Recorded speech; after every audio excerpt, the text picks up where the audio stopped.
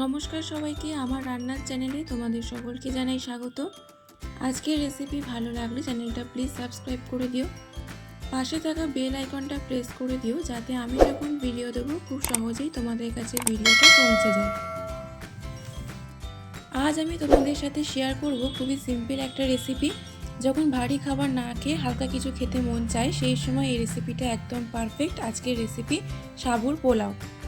অনেকেরই সমস্যা হয়, সাবু লেগে যায়, আঠালো হয়ে যায়, আবার কখনো শক্ত থেকে যায়।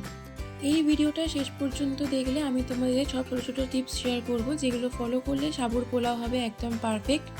দেরি না করে শুরু করা যাক আজকের রেসিপি সাবুর পোলাও। প্রথমে আমি একটি পাত্রে পরিমাণ মতো জল নিয়েছি।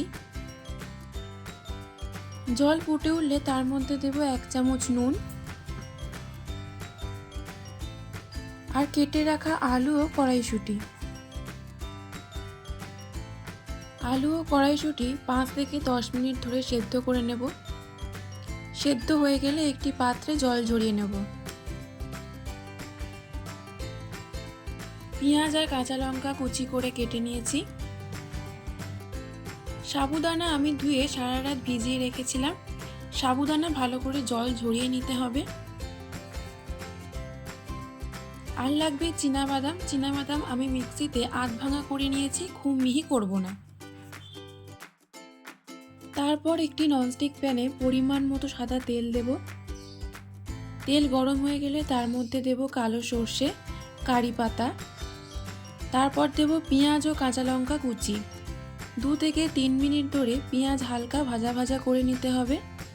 তারপর দেব সেদ্ধ করা আলু ও কড়াইশুঁটি। তোমরা এখানে গাজর, বিনস ও ক্যাপসিকামও দিতে পারো। সব কিছু ভালো করে ভেজে নেব।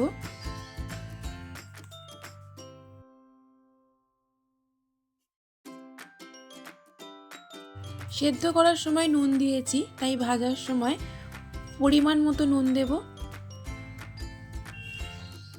আর দেব সামান্য চিনি। যেহেতু পোলাও একটু মিষ্টি হয়, তোমরা দিতেও পারো, নাও পারো।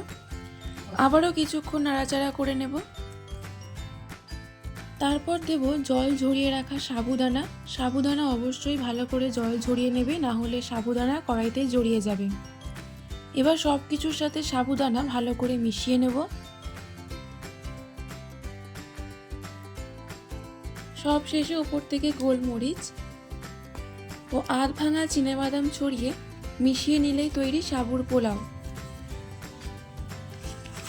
এইভাবে খুব সহজ কিছু স্টেপ ফলো করে তৈরি হয়ে গেল আজকের সুস্বাদু সাবুর পোলাও। দেখতেই পাচ্ছ সাবুগুলো একদম ঝরঝরে, আর দেখতে যতটা সুন্দর খেতেও ঠিক ততটাই টেস্টি। আশা করি আজকের এই ভিডিওটা দেখে তোমাদের সাবুর পোলাও নিয়ে সব কনফিউশন কেটে গেছে। সকালে ব্রেকফাস্টে একবার বাড়িতে বানিয়ে ট্রাই করো। আমাকে কমেন্ট বক্সে অবশ্যই লিখে জানিও তোমাদের কেমন লাগলো। ভালো লাগলে লাইক শেয়ার করতে ভুলবে না। আবার দেখা হবে নতুন একটা ভিডিও নিয়ে। ততক্ষণ সবাই ভালো থেকো, সুস্থ থেকো।